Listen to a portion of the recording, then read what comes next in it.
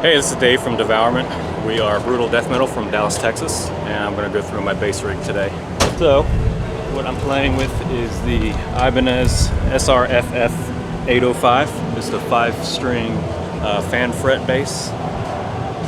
Comes with Bartolini active pickups, black hardware. The only thing I did to it is put a drop tuner on it, and of course just plain a wave strap lock. I'm using DR drop tune strings because we're tuned almost a full octave below a normal bass, so need something that'll handle that. That's why it's good to have the fan fret, also gives you a little bit more length. So originally I was a guitar player, joined this band playing bass, and I kind of wanted to make it my own thing, make my own sound, things like that. So I experimented a little bit. I played fretless for a little while, nickel, flat wound strings, and I just found I got a little bit more clarity and clang out of the steel strings. So went back to this and just tuning to the low tuning. It really helps to get the extra scale length out of the fan fret. It's supposed to be better, for your hands ergonomically, but for what we play, I don't think that makes too much of a difference. It's fast, but it's not super technical, so that's where that came from. As far as settings, between the bass and the whole rig, what I'm looking for is a really mid scoop level, a lot of high end, a lot of bass, not so much mid. So a little clanky sound, but a lot of low end rumble also. So volume's usually all the way up, and for tone, I'll dial up the low end and the high end and scoop the mids. For pedals, first thing I'm going into is the MXR bass compressor. Standard thing to do is compress your bass because it's going to be all over the place, whether you're slapping or picking or plucking, whatever you do. So compressor first, and then match that with the MXR bass DI. It took me a while, but I finally got this thing tuned in to kind of sound very similar, if not better, than a Sansamp DI or a preamp. The good thing about this one is it also has, it's called distortion, but it's got a little boost. So for those bass solos, you can kick your volume up a few dB. That's pretty much it until we get into the head.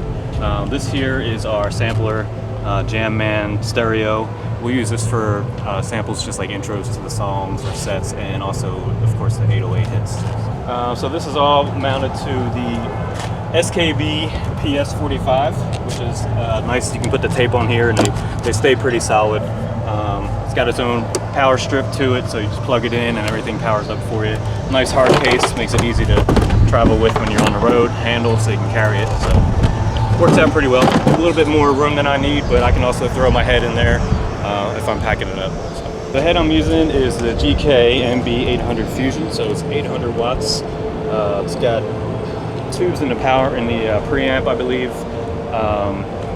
This thing sounds good pretty much through any cabinet. If you're playing festivals, it's small enough where you can throw it in your luggage and plug it into an amp peg, and it sounds pretty similar to my rig at home. So the good thing about this is DI output on the back, so you can get your sound not only from your pedals but from your amp coming through the PA. On here, most of my settings are, like I said, high treble, high bass, and cut the mids. This one's nice because you can also push the buttons for bass and treble and get another little bit of boost for those frequencies. So this PV cabinet, I think this line is specifically made for down-tuned instruments, which we use. I actually saw it at NAMM a few years ago, and that interested me, so I bought one, I tried it out, and it works perfect for what we need. So it's called the 1516 because it's got a 15-inch subwoofer and then two 8-inch tweeters. So that really helps with the scoop sound that we have. We can get the low end out of the subwoofer and then a high clanky sound out of the 2 8s. Thanks for checking out my gear. Make sure you look us up on Spotify and Instagram. That's pretty much it.